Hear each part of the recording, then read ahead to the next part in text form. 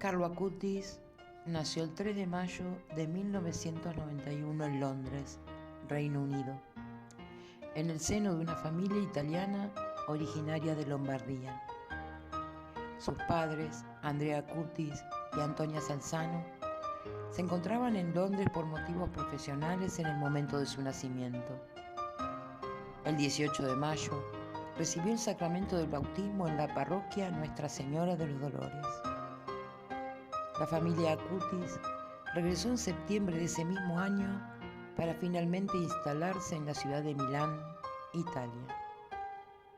Allí asistió a la escuela primaria y secundaria con las hermanas Marcelinas. Luego fue al Liceo Clásico León XIII, dirigido por los jesuitas.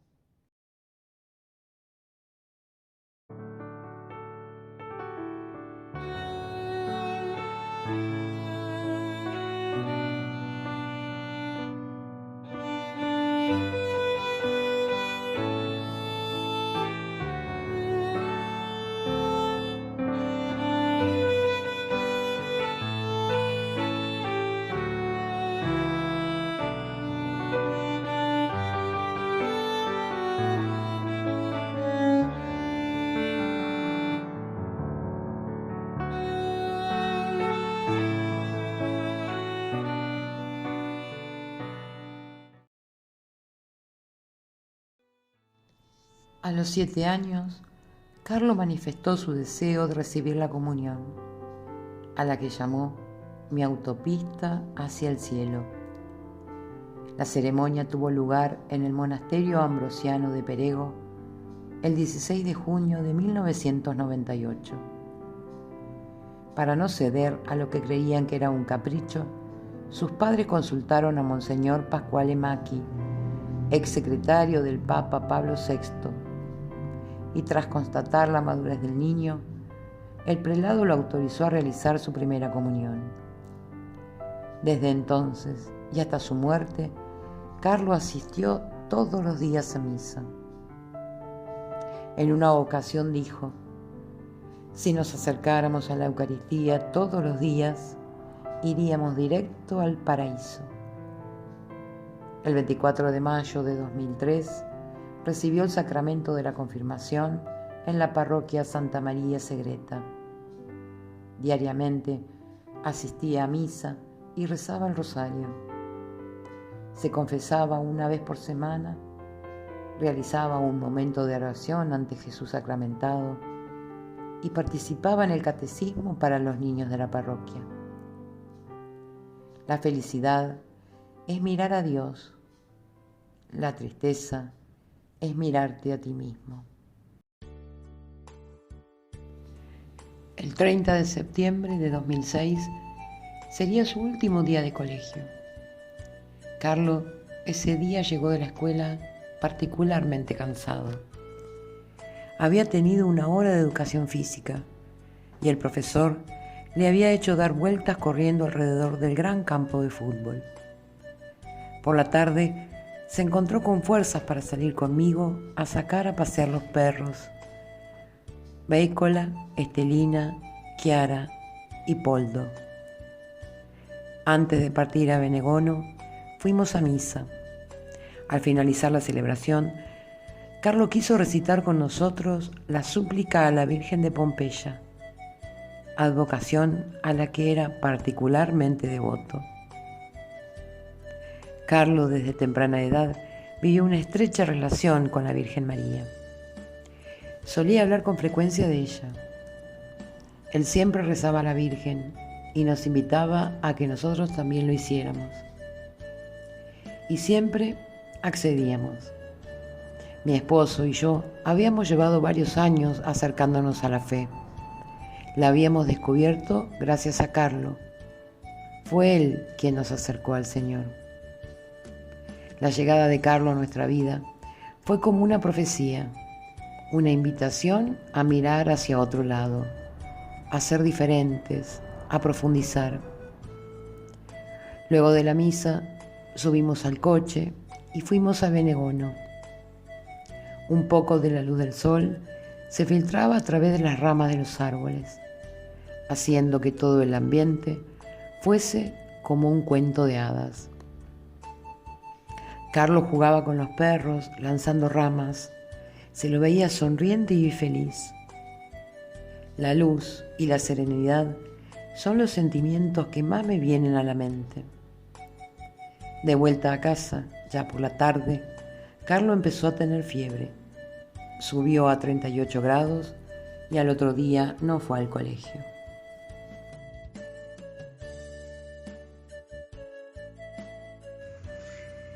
El lunes 2 de octubre llamé a la pediatra y le pregunté si podía visitar a Carlos. Llegó de inmediato y solo observó que su garganta estaba un poco roja. Nos recetó antibióticos simple y se marchó. Seguía sin estar preocupada. En el colegio la mitad de sus compañeros estaban engripados e imaginé que era solo eso. El resto del día, Carlos lo pasó tranquilo. Rezó conmigo el rosario como pedía muchas veces. Era algo natural para él interrumpir las actividades del día para orar. Su relación con Dios era continua, incesante. Todo lo hacía pensando en el Señor, encomendándose a Él. Las oraciones eran una ayuda para recobrar energías y retomar las ocupaciones diarias con más fuerza y serenidad. Hizo sus tareas y trabajó un poco con su computadora para sus exposiciones. Seguía con fiebre, pero se mantenía activo y atento. Como tenía fiebre, fuimos a su habitación para hacerle compañía mientras cenaba. De repente, pronunció esta frase: ofrezco mis sufrimientos por el Papa, por la Iglesia, para no ir al purgatorio e ir directo al cielo. La fiebre no le bajaba.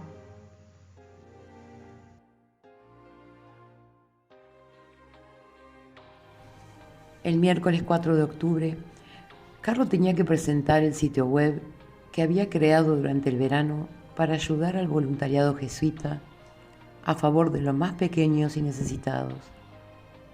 Iba a ser presentado a todo el colegio. Le habían pedido que él lo presentara porque estaba familiarizado con las computadoras.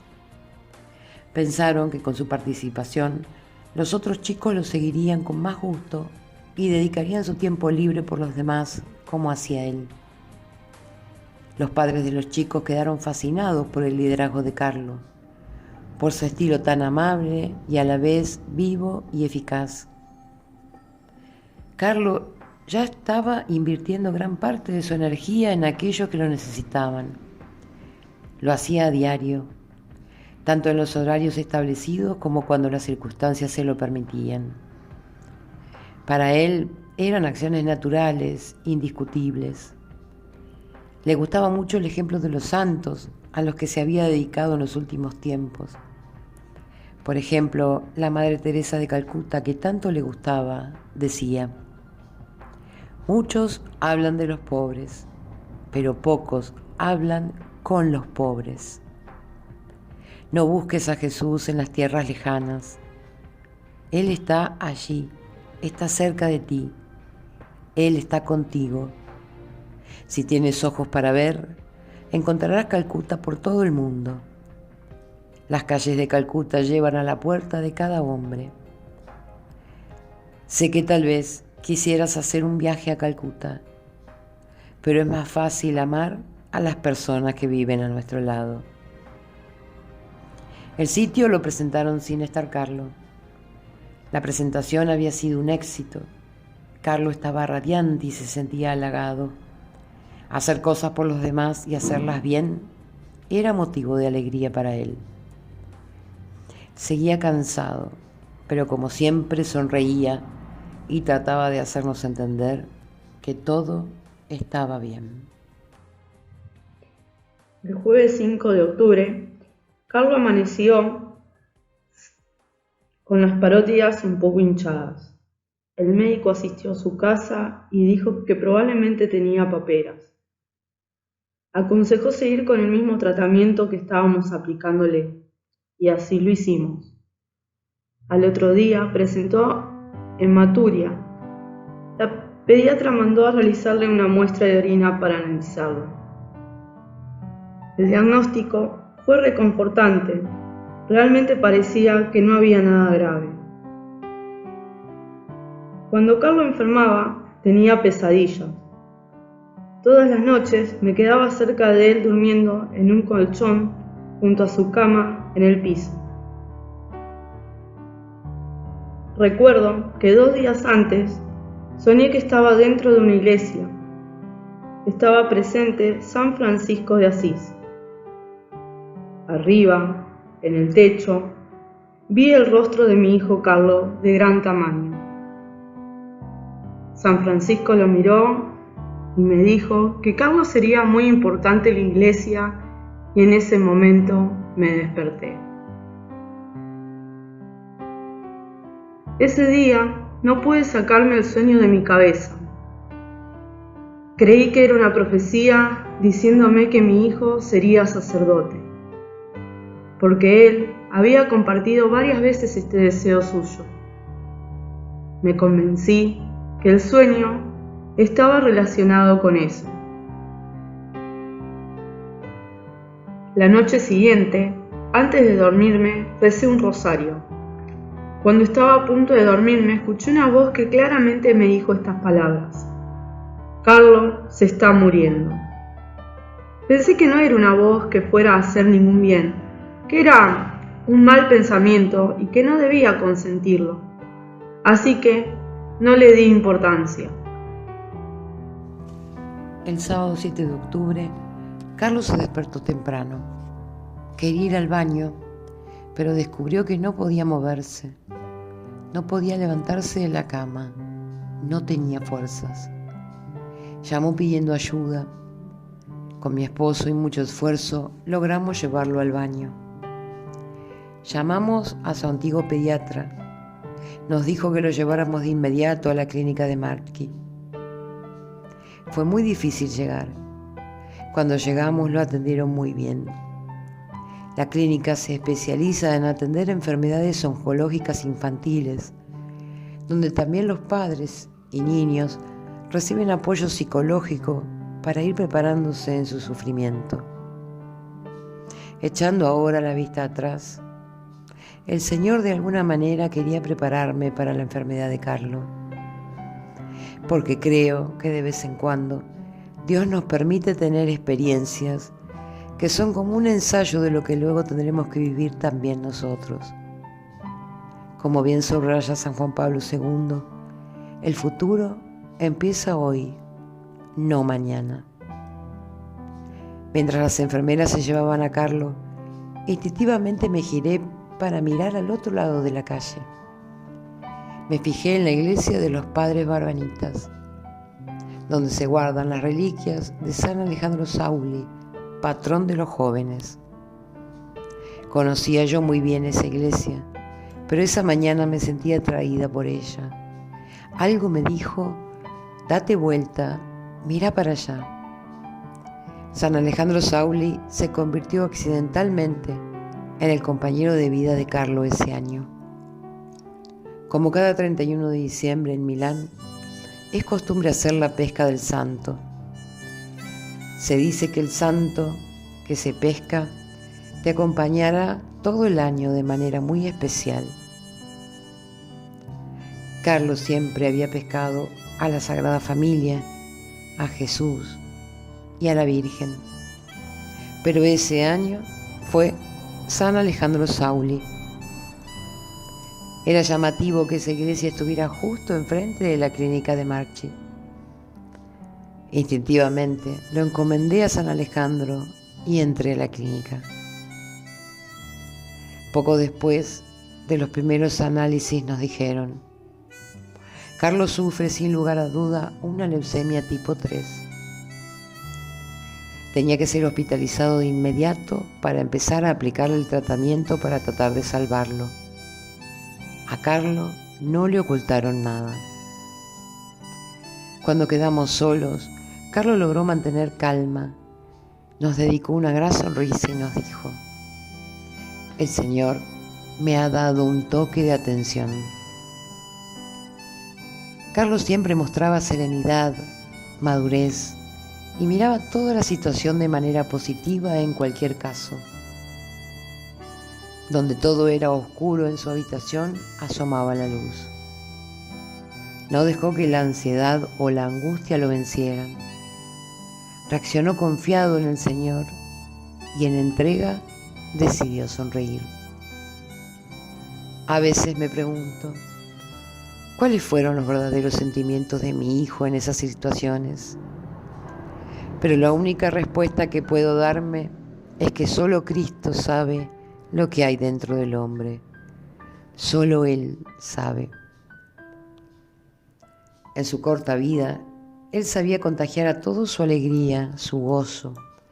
Era capaz incluso en los momentos más oscuros de infundir tranquilidad y paz, calentar los corazones. Transmitía serenidad, calma y compostura. Carlos pasó a cuidados intensivos, donde le pusieron en la cabeza una escafandra para suministrarle oxígeno y así dar asistencia a la respiración.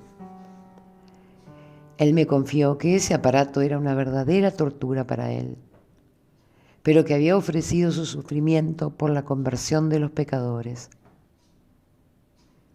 Me permitieron quedarme con él en cuidados intensivos solo hasta la 1 de la mañana.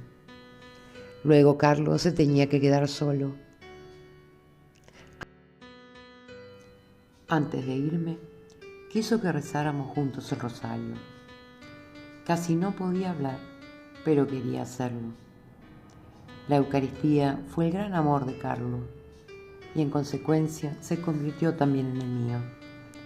Junto a él oré y ofrecí también por quienes no habían podido conocer el amor de Jesucristo, para que pudieran experimentarlo al menos una vez en la vida. Luego de que lo operaran con éxito, lo trasladaron a otra clínica. Allí las enfermeras lo atienden muy bien. Carlos pidió que se le administrara el sacramento de la unción. Las enfermeras llamaron al sacerdote capellán del hospital, que también nos trajo la comunión. Volvió varias veces durante los siguientes días. Era normal que él pidiera el sacramento, porque había que prepararse. A pesar de tantas dudas y miedos, todavía esperaba que pudiera lograrlo. Me aferraba a cualquier cosa con la esperanza de que sanara. Aunque las palabras que me dijo en cuanto llegamos a Monza volvieron a mi mente. Lo recuerdo bien. Me miró y me dijo: no salgo vivo de aquí. Has de prepararte. Momentos antes de entrar en coma, me dijo que le dolía un poco la cabeza. No me alarmé especialmente, porque pese a los dolores, él seguía sereno. Pero momentos después, cerró los ojos sonriendo. Ya no volvería a abrirlos nunca más. Parecía haberse quedado dormido, pero había entrado en coma debido a una hemorragia cerebral que a las pocas horas lo llevó a la muerte.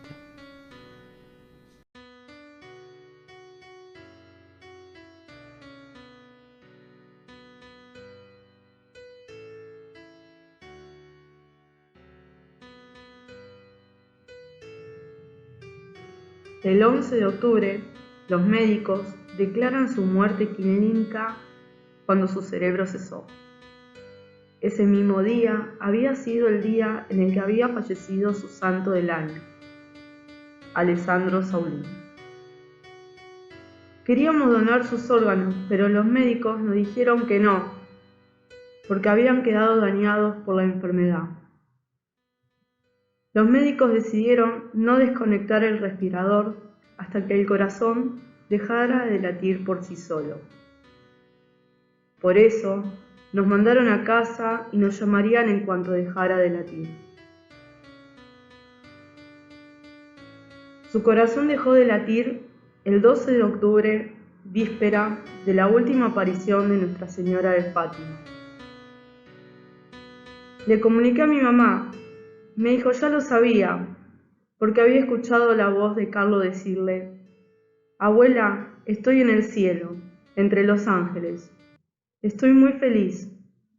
No llores, porque siempre estaré cerca de ti».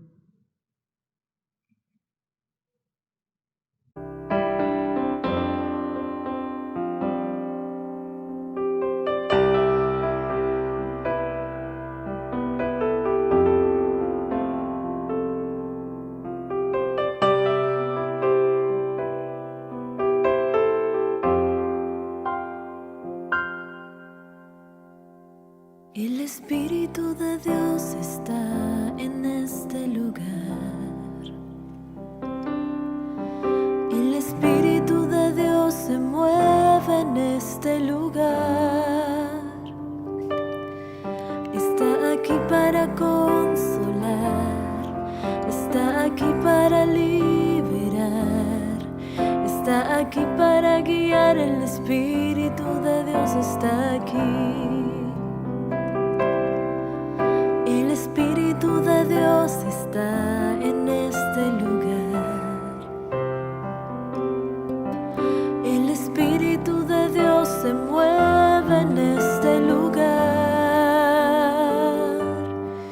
Está aquí para consolar, está aquí para liberar, está aquí para guiar. El Espíritu de Dios está aquí.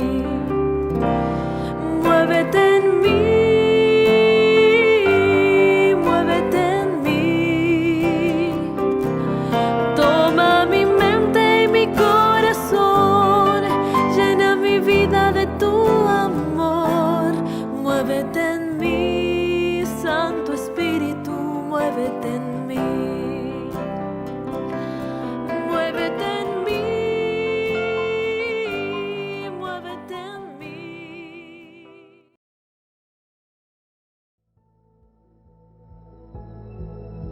Tú obras maravillas con tu gracia.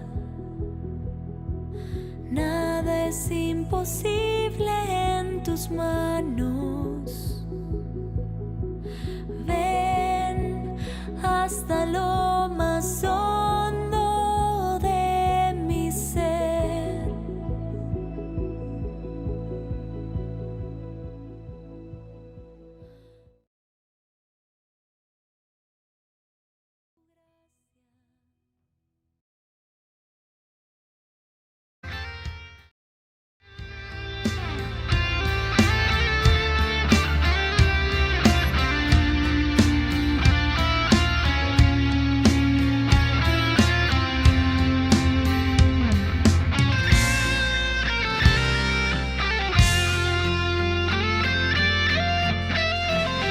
Juventud, tu corazón, tus ganas de vivir y hacer tan solo el bien, tu voluntad, tu comprensión de lo que Cristo significa para el cristiano verdadero.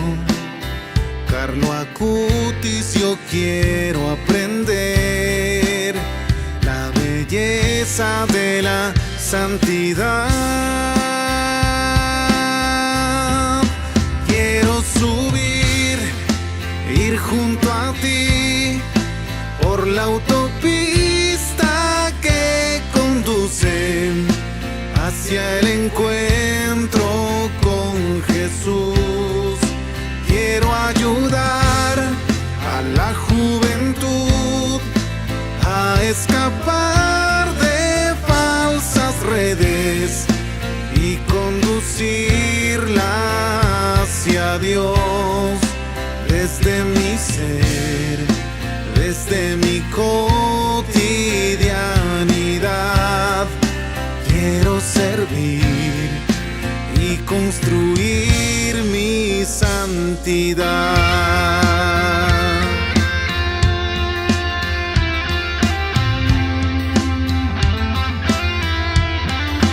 Tu caridad, tu vocación, vida austera y de renuncia, tu sencillez, tu invitación a descubrir a Cristo en la Eucaristía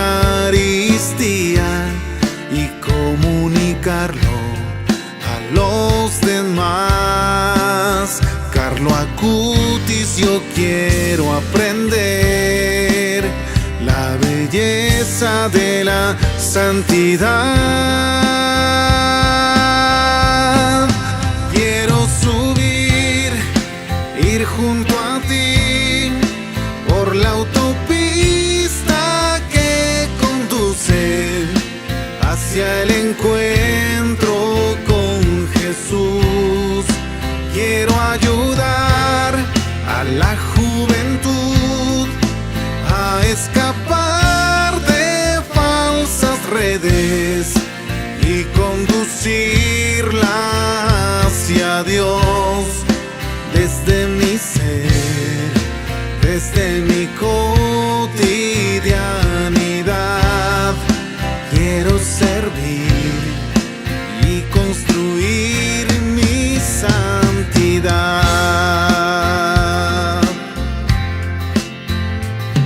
No quiero ser solo una fotocopia, yo quiero ser original y ser auténtico como Dios me creó.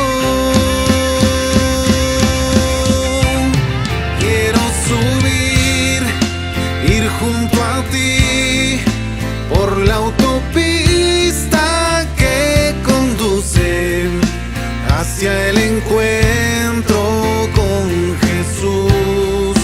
Quiero ayudar a la juventud a escapar de falsas redes y conducirla